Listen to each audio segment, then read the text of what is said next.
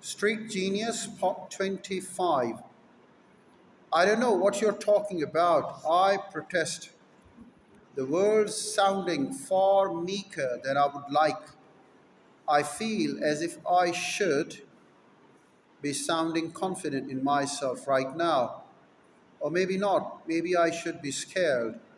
Do liars sound more scared or confident? Because however they sound, I want to sound the opposite. Instead, my lack of confidence compounds unconfidence about my sounding unconfident, making me more unconfident. That fucking feedback loop from hell. We'll see about that, he says, turning his attention to my backpack, which seemingly has 100 pockets. Each is loaded with its own silly teen desiderata, desiderata, colored pens, old notes, post in class, early 90s CDs with cracked cases, dried up markers, an old sketch pad with half its pages missing, dust and lint, crap accumulated during a maddeningly circuitous middle school existence.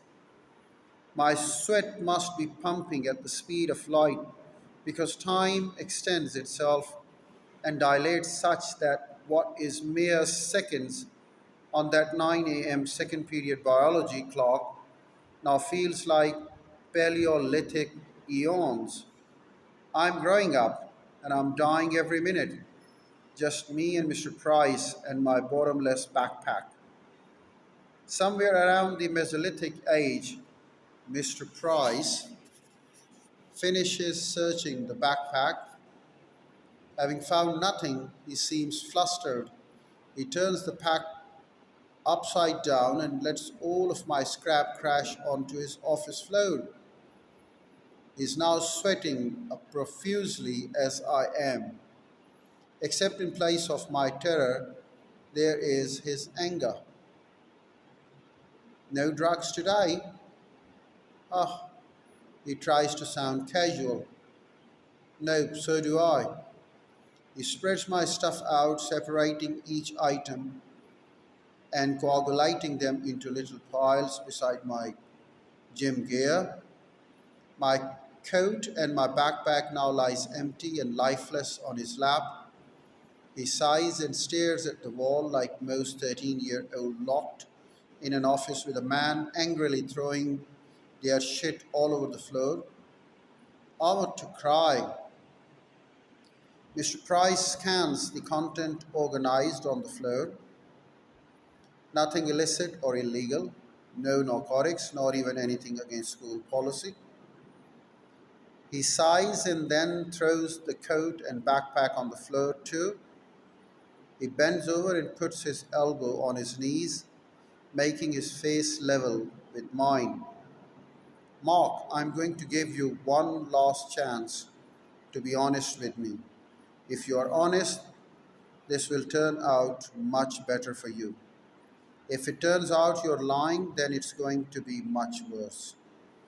As if on cue, I gulp. Now tell me the truth, Mr. Price demands. Did you bring drugs to school today? Fighting back tears, screams, clawing at my throat. I stare my tormentor in the face and in a pleading voice, he relieved, dying to be relieved of its adolescent horrors, I say, no, I don't have my drugs. I have no ideas that you are talking about. Okay, he says, signaling surrender. I guess you can collect your things and go. He takes one last longing gaze at my deflated backpack, lying like a broken promise there on his office floor. He casually puts one foot down on the pack, stomping lightly, a last ditch effort. I anxiously wait for him to get up and leave so I can get on with my life and forget his whole nightmare. But his footstep on something. What is this? he asked, tapping with his foot. What is what I say?